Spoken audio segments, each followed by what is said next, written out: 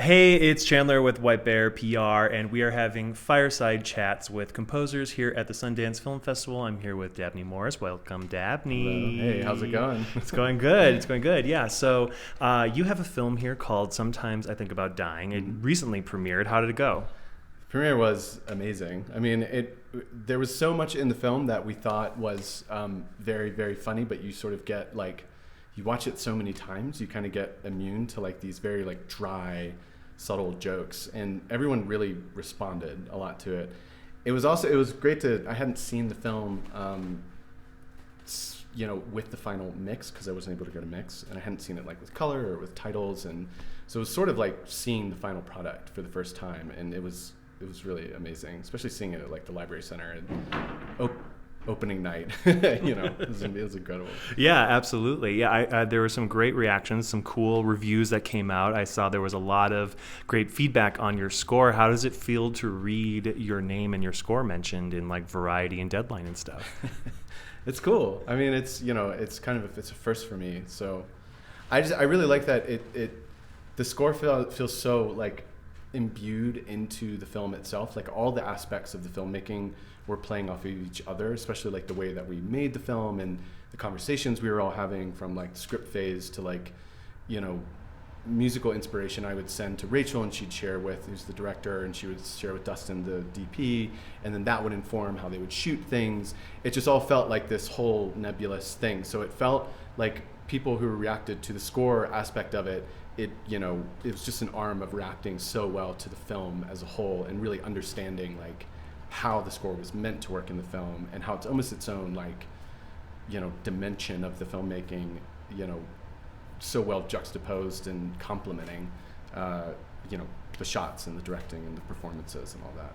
What's some advice or kind of feedback about collaborating with other people on the film team? Is there any sort of do's or don'ts you could recommend?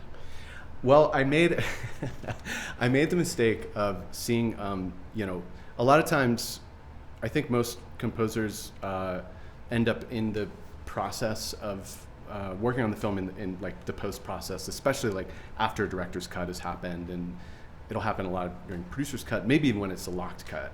But I was brought on a script phase, and so I would see like I saw some like dailies, and then I saw like the first assembly ever of the film, and I made the mistake of giving a pretty like critical note on one of the scenes. And it was a huge mistake because it's like, the film is this tender, like they like pass it along the first person who's not the editor and the director to see it, and they pass this tender thing, and I made the mistake, and it was like, luckily like Rachel's super gracious, and but it was this type of thing where I sort of needed to be told like, hey man, not really your place to give that right now. But it was like it was also like a I don't know. It was good to know that like, while it wasn't necessarily my place to say it, it was received from a place of collaboration, and but I wouldn't recommend giving those notes. Since then I try to like, I feel like I'm not going to give any notes to an edit. Yeah. What's some notes that you get on the score in general? It could be this project, it could be past projects, but what are some notes that you've gotten that you've had to kind of digest, figure out what they actually mean, and then execute it?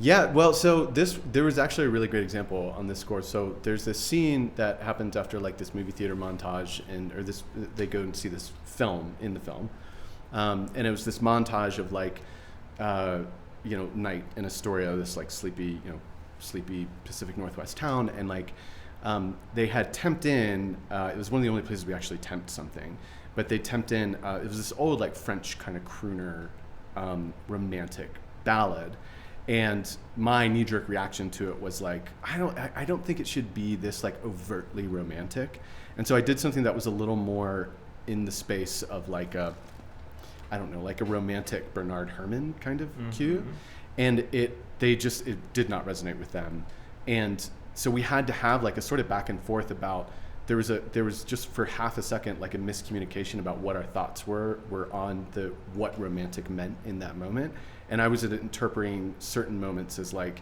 I didn't want it to be too saccharine, but what I was interpreting as saccharine, they were interpreting as like not saccharine, and so it was just like a weird miscommunication. But then that cue ended up being used for a totally different scene, and it worked even better on, you know.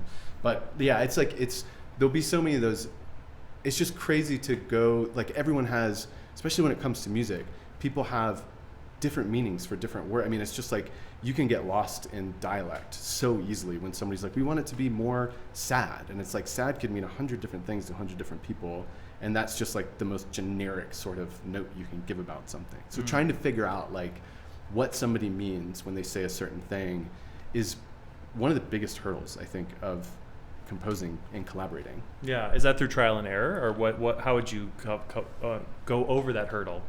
I think so. I mean, I think it's probably different for every composer. For me specifically, it ends up as like a trial and error, you know, sort of thing. Where the more I work with Rachel, the director on Sometimes, and Ryan, who I've worked with for a very long time, the more we understand each other when we say certain things. But working with directors for the first time, yeah, it just takes time, you know. I mean, sometimes you just get each other right away, but you know, I would say more often than not, you have to learn how to speak, and that's what it is. It's not about them learning to speak your language, because you are creating something for a film, so you have to learn how to speak their language. So you have to constantly learn how to speak a ton of different, like, you know, artistic languages to people. And lastly, what's your favorite thing about Sundance so far? So far, I mean, it was just being at the premiere, like, cause you know, we were opening night, so it was a sold out premiere, and I haven't been to a premiere like that. Like I've been to, you know, full premieres, but nothing in the sense where it was like, you know, I talked to somebody who was like, yeah, I was down at the bar and I was there with like 30 other people who were all on the wait list for the, you know, it's just cool to know that everybody was there because they really wanted to see the film and they wanted to experience it.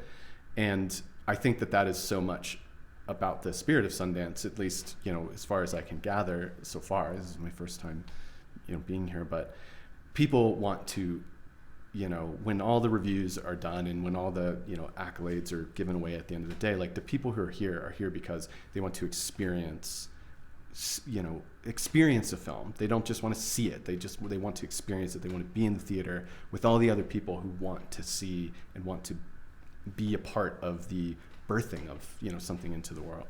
Yeah, absolutely. Well, thank you so much for taking the time to talk to me at our fireside chats at Sundance. Thank you. It's so yes, cozy. I know, very warm and cozy. All right. Well, thanks again. Yeah, thanks.